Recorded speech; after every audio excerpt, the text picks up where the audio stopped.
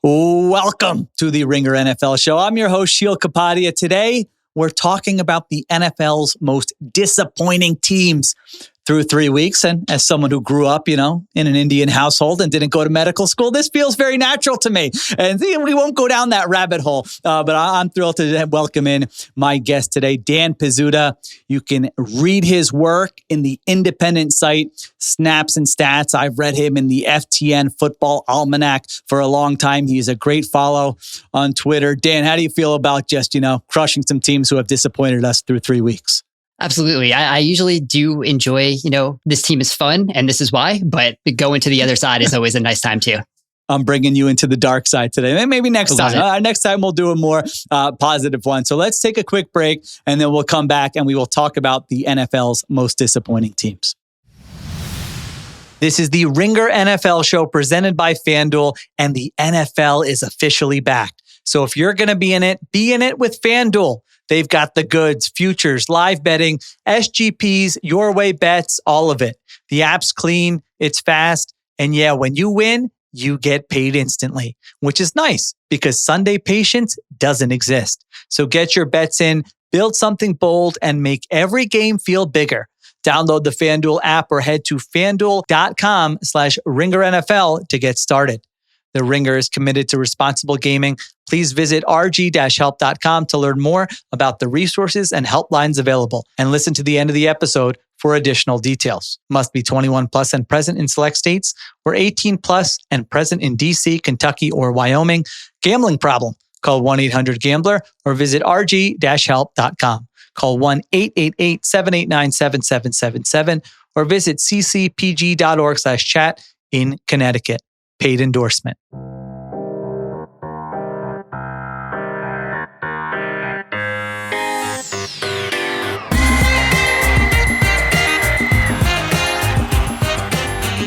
All right, we're back on the Ringer NFL show. And Dan, I'm going to get us started because there is such a clear number one for me, and that is the 0-3 Houston Texans. I mean, I just feel so betrayed by this team. I feel like I got duped by this team coming into the season. I thought, all right, new offensive coordinator, give CJ Stroud some more control at the line of scrimmage, some changes on the O-line. It doesn't have to be great. His rookie year wasn't great, and he was still a really good quarterback. This is going to work. And now I've seen them for 3 weeks, and this offense is an abomination. I mean, that Texans Jaguars game last week, like I'm sure you do this too, you can't get to everything on Sunday. So on Monday, you catch up on the games that you missed. And I was like, did this offense practice last week? It was like anytime they had a positive offensive play, I was almost shocked. It was just error after error after error. And that's really how it's been through 3 weeks here. They have somehow managed to be worse this year than they were last year. Just when you look at any of the stats, they're last in the NFL in offensive success rate. I mean, they are worse than like the Titans, the Joe Flacco led Browns, you name it, the Giants who just benched their quarterback. All those teams have produced positive offensive plays at a higher rate than the Houston Texans. So where are you with this team? Is there any hope? Are you as disappointed as I am? Do you want to calm some of my concerns, or do you want to just lean into them?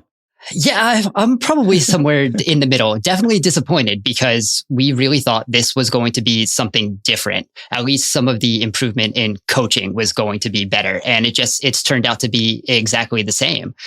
We kind of thought the one offensive coordinator change would just change everything. And it turns out bringing in offensive linemen that the worst offensive lines in the league last year did not want is not the way to fix an offensive line. So I think you look at a lot of that. The communication is still an issue, and defenses are starting to pick on that too, where right now per match quarters, they're third in the rate of sims run against them, and they're third in the rate of stunts run against them. So defenses, there's no other team in the top 5 of both. So opposing defenses are trying to make this offensive line do things and communicate. And that's been a problem for them going into last year. It's continued this year. Only 13% of their drives have reached the red zone. That's the lowest in the league. Oh my gosh. The Titans are next at 21%. It is a huge difference. So there is a lot of really disappointing things in this offense. I think they might not have a red zone touchdown. I don't know if that's true, or I feel like they said that during the broadcast last week. I need to fact check that one, but I'm like, wait, they don't have a red zone touchdown all season long? Like all their scores have been, like explosive plays, and we saw that last week as well. So yeah, that's a good point with just kind of the simulated pressures, the stunts. It's like you can mess with their offensive line without necessarily blitzing with 6 or 7 guys. You can rush 4. They're not going to be able to sort out which 4 are coming, and we've just seen that over and over again. I mean, CJ Stroud, 25th in success rate, 28th in EPA per pass play. I swear, watching that game, I was like, is there a game plan to like lose yards on 1st and 2nd down, run on 3rd down, punt, and just kind of see, hey, can their defense keep it close in the 4th? That's honestly what it felt like. I'm like, is this a new innovative strategy by the Texans here?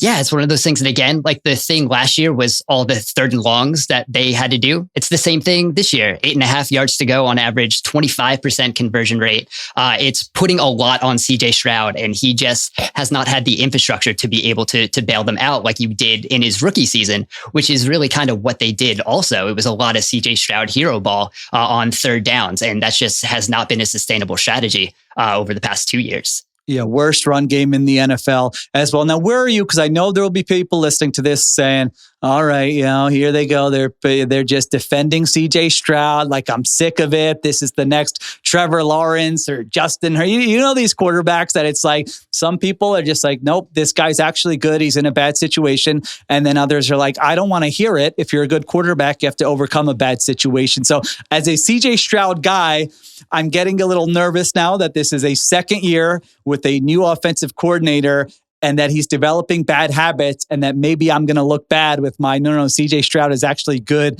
take here. Where are you with that after a few games? No, I'd still hold on that. He's still a good quarterback doing good quarterback things. I think the situation has wear on him a little bit, and he is kind of making some decisions that probably are not optimal for a quarterback. But I think there are still enough good CJ Stroud plays in there that if they can figure out just kind of block somebody, I think we'll see more good over the next part of the season, hopefully. Yeah. All right. You convinced me. I'm not giving up on him. I liked him coming into the season. It's only 3 games. I got to tell myself, just calm down. But this is as bad of a start offensively as you could have imagined for this Texans team. And then defensively, they released Chauncey Gardner-Johnson this week, which I can only imagine he's just like the most annoying guy in the NFL. These teams cannot hold. They're like, all right, 1 year max. And a lot of them, they're like, we're not even doing a year with him. I mean, they are releasing him after 3 games. There was some reporting from ESPN that there was maybe a personality conflict behind the scenes, that he was rubbing teammates the wrong way, that he was finger pointing. So he started 3 games. Like, it's not like they benched him and are now like, okay, we're moving on. Like, he has been their starter. Derek Stingley Jr. has an oblique injury. I still think this is a very good defense, but is there a chance that this even gets a little bit worse now that they've got these issues defensively, or do you still think that's going to be a good group? We'll see. I think it's still a good group. I think one of the things that has really stopped them this season, they're 19th in defensive DVOA right now, which is surprising. But they're one of still the best teams in stopping teams from scoring. They just haven't had a lot of turnovers. They're 21st in turnovers per drive after they were 6th last year. So I would expect them to be able to create a little more kind of havoc defensively. But yeah, this is just a defense that hasn't been able to bail out the offense like it was all throughout last year. Yeah, and you worry about that with some teams when there's such a divide between, especially when it's a great defense and a horrible offense. Then you got to watch the locker room stuff, and is the whole team together and all, especially because it's not just this year. I mean, that was the case last year as well. So we'll see what it looks like. They've got the Titans this week, but then, Dan, they go at Baltimore, at Seattle, San Francisco at home, Denver at home. Like, that is, I'm not saying they can't win any of those games, but it's certainly not the easiest stretch there. So we'll see what it looks like for the Texans. But yeah, it is, it's tough. Their 3 losses have come by a combined 13 points. So they're not getting blown out. Maybe some luck turns their way and they turn it around. But a tough start for, in my opinion, the number 1 most disappointing team in the NFL. All right, let's take a break. We'll come back. I'm going to let you choose who else is on your most disappointing list. The Ringer NFL show is brought to you by FanDuel. It's one of the biggest weeks in sports, and FanDuel is turning it into a full-on celebration. Introducing FanDuel Boost Fest, where every day from September 25th to 28th brings you a 50% profit boost on the biggest matchups in football, baseball, golf, and more. However you play, that 50% profit boost is ready to go every single day during Boost Fest. Download the FanDuel app or head to FanDuel.com/RingerNFL to jump into Boost Fest, where the games are big and the boosts are bigger. Must be 21 plus and present in select states or 18 plus and present in DC, Kentucky, or Wyoming.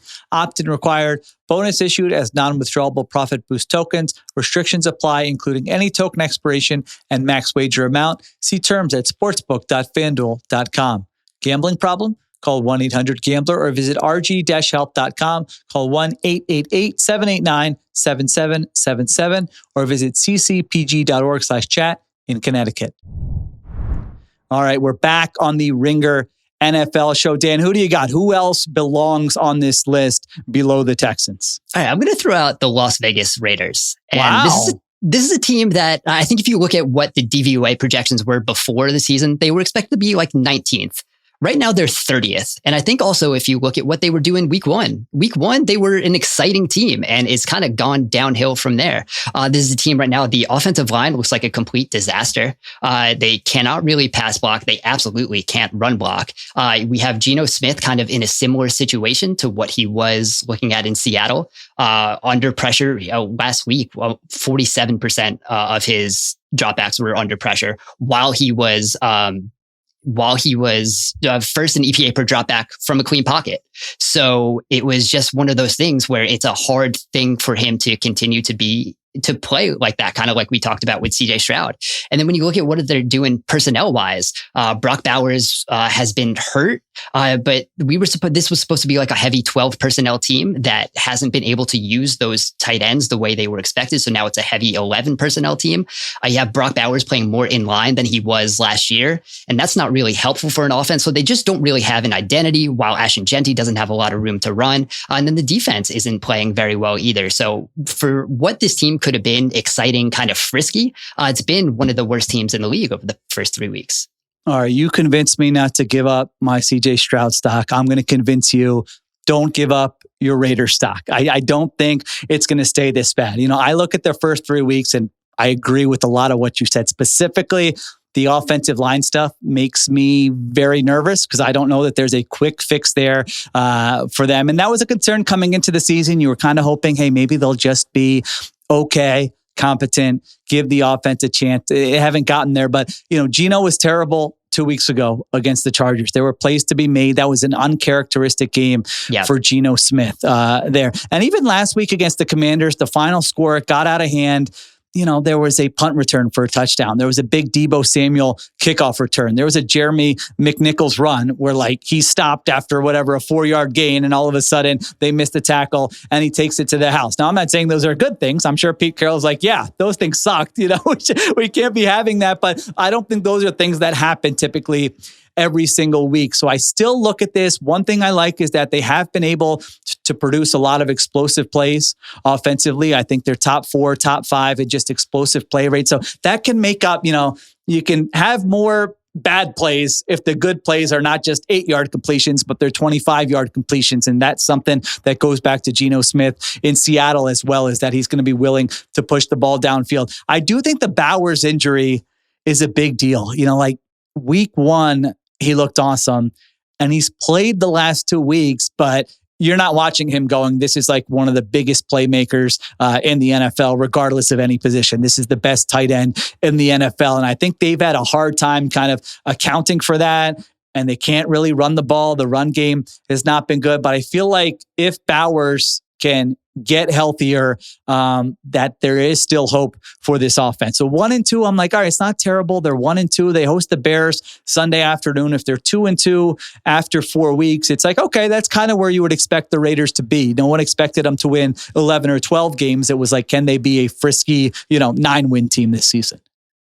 Yeah, and I think it's the way these past 2 games have gone, the way they've lost. And the fact that it is 30th in DVOA, it's not, a 1 and 2 that's, still like 19th that we might have expected. I think it's kind of the way they have been is kind of what makes me a little more disappointed in what they could have been. Because especially I would have expected a little more being able to change things up on offense, realizing something's not working, move the personnel around a little bit, have a little more of dynamic of this run game, even if the offensive line can't really block. Like that's kind of what we expected Chip Kelly to be able to do. So the fact that things aren't working and they haven't really figured it out through 2 games and haven't really been very adaptable, that makes me a little more nervous than I would have been. I was really excited about what this team did in week 1.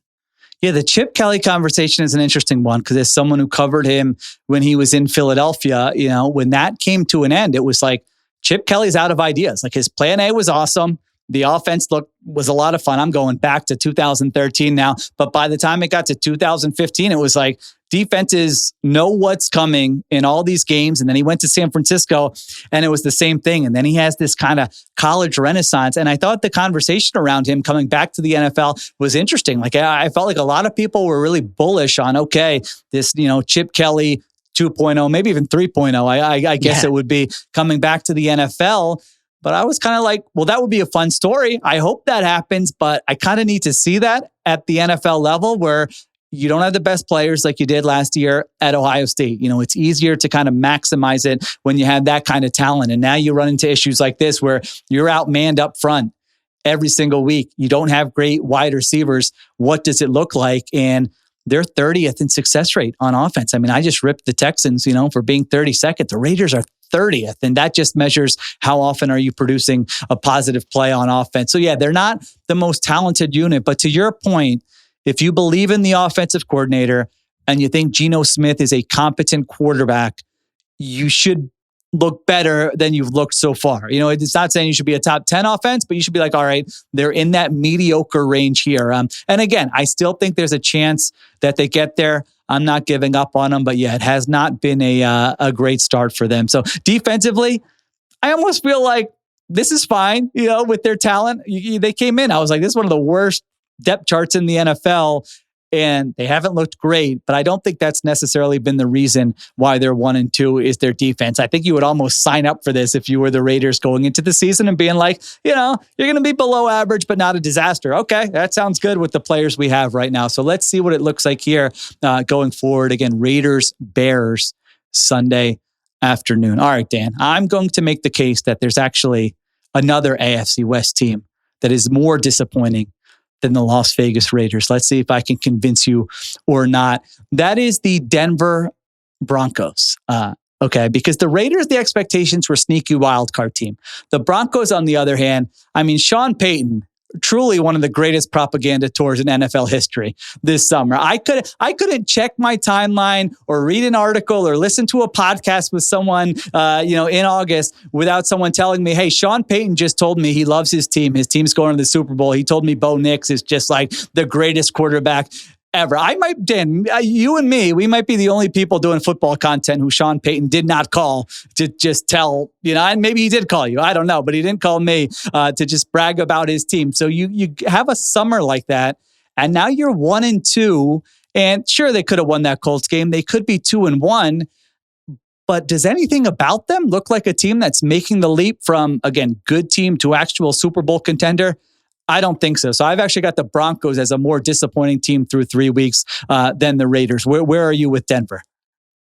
Yeah, they're kind of where I expected them to be. But if there is, a disappointment, it probably does come from the just repeated remarks from Sean Payton. So if there's something we should be disappointed about is how much that was reported, because I just don't think, even while it was happening, I didn't really think it matched with reality. And you kind of see what this offense is. It's a lot of the same of what it was last year. Bo Nix has the lowest pressure rate, but one of the worst quarterbacks when he's been pressured. It's still kind of inconsistent when he does still have some of those open deep shots. It's a lot of, screens, throws behind the line of scrimmage to keep them safe, and then the deep shots when they're open. And that's kind of an inconsistent way to play offense. And that's what it was for most of last year.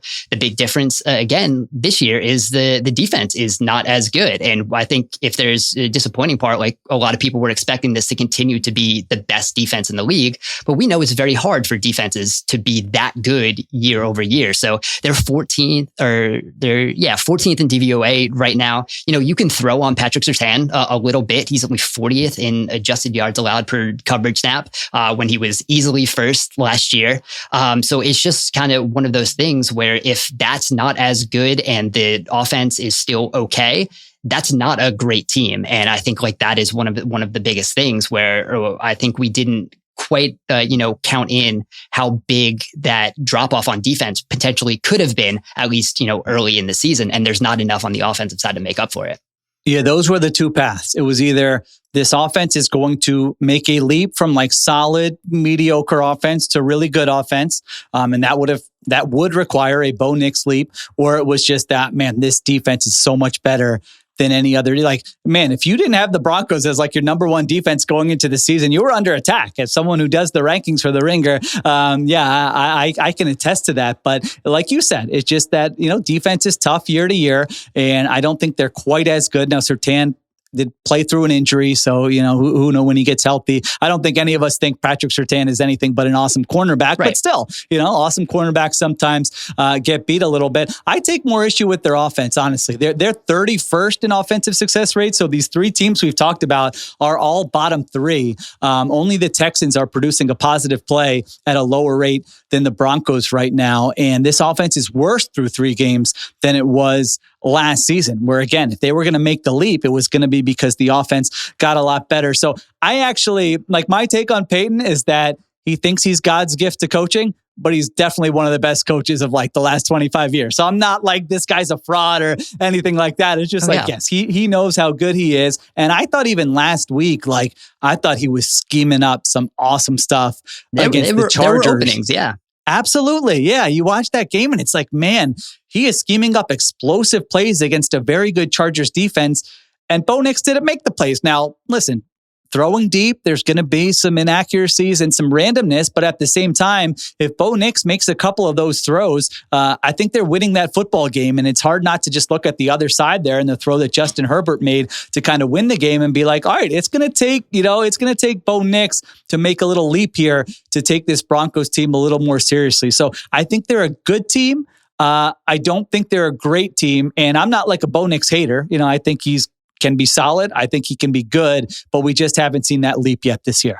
Yeah, I think that's a fair way to put it. And I think how disappointing the Broncos are to you, or, to the general you, probably just does depend on what your expectations for this team was. But I think they kind of do look like what we could have expected them to be. Not as big of a jump on offense, and just some inconsistencies on defense, which again, like you said, we're not going to expect this to be an average or below average defense for the rest of the year. The pass rush is still crazy good. Nick Nito is incredible.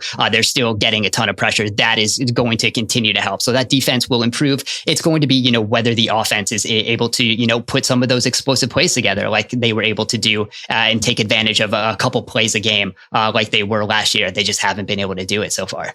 Yeah, run game hasn't been very good. And again, I don't think they need to be one of those, high success rate, sustaining long drives. I think they can be a team that's just like, hey, let's rely on Peyton scheming up some explosive plays, but they got to make those plays. And you mentioned Nick's last year, the pressure versus non-pressure. Also, his superpower, I thought, was avoiding negative plays, sacks, turnovers. And this year so far, he is 26th in turnover-worthy play percentage, according to PFF. Now, listen, there can always be some randomness to that. They had the bad game in week 1. It's only a 3-game sample, but it's like, something's got to give there. Either that's got to be his superpower, or, all right, you can live with some of the risk, but he's got to be able to hit on those plays downfield. So again, I'm not telling you they're going to stink. I think they're going to be a good team, but I definitely need to see more before I decide, all right, the Sean Payton propaganda tour in the summer was warranted and they can actually be a Super Bowl contender here. So I think those are the three teams. We could have talked about the Dolphins, but it's like, I feel like we kind of saw this coming with the Miami Dolphins. You could probably throw the Ravens on if you just look at the record and are like, hey, they're 1-2. I didn't think they were going to be 1-2, but I think we probably both think the Ravens are going to be in contention once it gets to December, unless they have a lot of injuries. So we didn't want to overreact to those. So I think those are the three teams. We agree on the Texans. Dan made the case for the Raiders. I made the case for the Broncos. Disappointing teams through the first 3 weeks of the season. All right. Thank you to Dan Pizzuta. That was a lot of fun. Again, check out his work at Snaps and Stats. Check him out on social media. He's a great follow. A lot of insightful information throughout the week there as well. I will be right back with the Hurry Up. This episode is brought to you by NFL Sunday Ticket on YouTube TV. NFL Sundays are back and you won't want to miss the action. NFL Sunday Ticket on YouTube TV lets you catch every game every Sunday all in one place. And now new users get NFL Sunday Ticket for 8 payments of $34.50 per month. Head to youtube.com/RingerNFL and sign up now. New users pay $276 or 8 non-cancelable payments of $34.50 per month. First charged at purchase. Availability varies with NFL Sunday Ticket for out-of-market games and YouTube TV base plan for local and national games. Base plan required. Device and content restrictions apply. Terms, restrictions, and embargoes apply. Excludes digital-only games. Commercial use excluded. No refunds. All right, the Hurry Up is our closing segment where I give you a take on something happening in the NFL. And we have a Thursday night game this week that I'm actually kind of intrigued by. The most interesting aspect of Seahawks Cardinals is what this Seattle offense looks like. I mean, if you are a frequent listener to the show, you could say I was quite skeptical of this Sam Darnold-Clint Kubiak partnership coming into the season. I didn't think Darnold was going to have the same favorable situation that he had in Minnesota. I didn't think that Kubiak would be able to scheme around the shortcomings on the offensive line. But I will admit that through 3 games, there are some encouraging signs with this Seahawks offense. I think specifically, they are creating explosive plays in the passing game at the highest rate of any team in the NFL. Over 21% of their pass plays have resulted in an explosive completion. And I kind of think that's what they need to be. The run game has just been okay. And I don't think you want to rely on Sam Darnold to make the right decision and the most accurate throw like 7 or 8 times in a row as you methodically move the ball down the field. I think you want him hunting big plays downfield. And that's what he's done so far. So Seattle had the disappointing week 1 loss to the Niners. Mike McDonald got kind of conservative late in that game. Then they go on the road. They beat the Steelers, and that was a legitimate win. They legitimately outplayed the Pittsburgh Steelers in that game. Week 3, they just absolutely crushed the New Orleans Saints at home. So now they have a chance to go 3-1 if they can beat this Cardinals team, which, Arizona's a solid team. They're not a great team. They're banged up in the secondary. But we also know how they want to play defense, and that's that they want to prioritize limiting those explosive plays. So it's going to be really interesting to see, can the Seahawks offense, what do they look like? Can they create those explosive plays against this Cardinals defense? Can they continue to exceed my expectations? Because I do think if you are a good offense, if you are an explosive offense, if we should take you seriously, they should be able to play well against this Arizona defense. So sneaky fun Thursday night game in the NFC West. All right. Appreciate everyone listening. Thank you to Christopher Sutton for producing. Kiera Givens on social. Additional production supervision by Conor Nevins and Arjuna Ramgopowell. I'm Sheil Kapadia. I'll talk to you tomorrow on the Ringer NFL Show.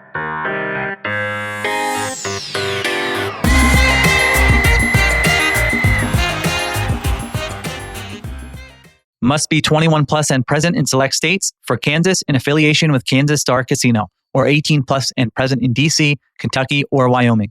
Gambling problem? Call 1-800-GAMBLER or visit rg-help.com. Call 1-888-789-7777 or visit ccpg.org/chat in Connecticut or visit mdgamblinghelp.org in Maryland. Hope is here. Visit gamblinghelplinema.org or call 800-327-5050 for 24/7 support in Massachusetts or call 1-877-8-HOPE-NY or text HOPE-NY in New York.